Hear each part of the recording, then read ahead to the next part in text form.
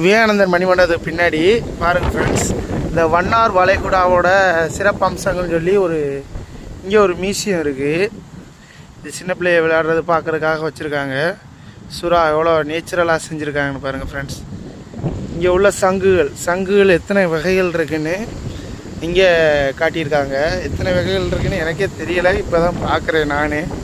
பாருங்கள் ஃப்ரெண்ட்ஸ், இந்த ஆமைகளோட குஞ்சு எப்படி பொறிக்குது கொள்ளுதுன்னு, அது எப்படி முட்டையிடுது அப்படின்னு அந்த கல்வெட்டில் இருக்குது பாருங்கள் ஃப்ரெண்ட்ஸ். பாருங்கள், பாலிதீன் நம்ம போடக்கூடாது, கத்தி போடக்கூடாது அப்படின்னு பல இதை இந்த கல்வெட்டில் போட்டிருக்கு. இந்த ஆமையை பாருங்கள் ஃப்ரெண்ட்ஸ், எவ்வளோ பெருசாக இருக்குன்னு தெரியல. கடலில் கூட இவ்வளோ பெரிய ஆமைகள் இருக்குங்களா, வாய்ப்புகள் இருக்குது. இது முகப்பு பாருங்கள் ஃப்ரெண்ட்ஸ்.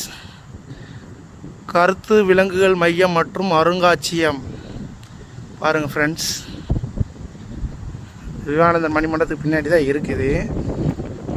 எல்லோரும் ஒரு நாள் வந்து விசிட் பண்ணி பாருங்கள். பாருங்கள் ஃப்ரெண்ட்ஸ், உள்ளக்க வந்தோடனே இது கொப்பரை மீன் சொல்லுவோம். பாருங்கள் ஃப்ரெண்ட்ஸ், வஞ்சர மீன், சிறையா பாருங்கள் ஃப்ரெண்ட்ஸ். அப்படியே நேச்சுரலாக ஒரு கடலுக்குள்ளே வந்தால் என்ன ஃபீல் இருக்குமோ அந்த ஃபீல் எனக்கு இருக்குது ஃப்ரெண்ட்ஸ். திருக்க பாருங்கள் ஃப்ரெண்ட்ஸ், உள்ளக்க இதான் பவளப்பாறைன்னு சொல்கிறது வேலை. பாருங்கள் ஃப்ரெண்ட்ஸ்,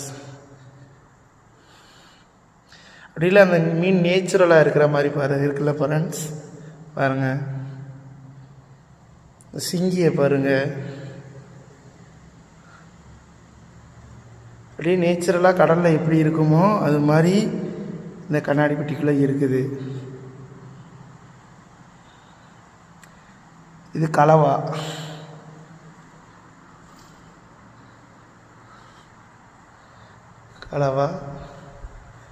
இது சாமி மீன். இது குத்துனா ஒரு விதமான விஷம் இருக்குது, நல்ல பாம்பு விஷம்.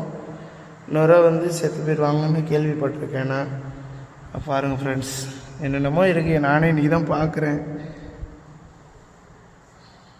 பாருங்கள் ஃப்ரெண்ட்ஸ்,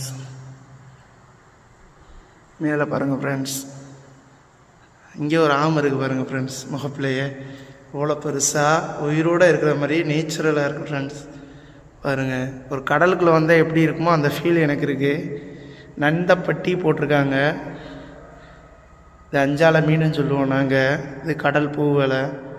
பாருங்கள் ஃப்ரெண்ட்ஸ், அப்படியே ஒரு கடலுக்குள்ளே என்ன ஃபீல் இருக்குமோ அந்த ஃபீல் எனக்கு உள்ளக்காருது.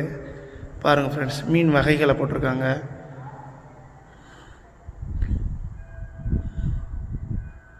ஆழ்கடல் மீன்கள் இதெல்லாம்.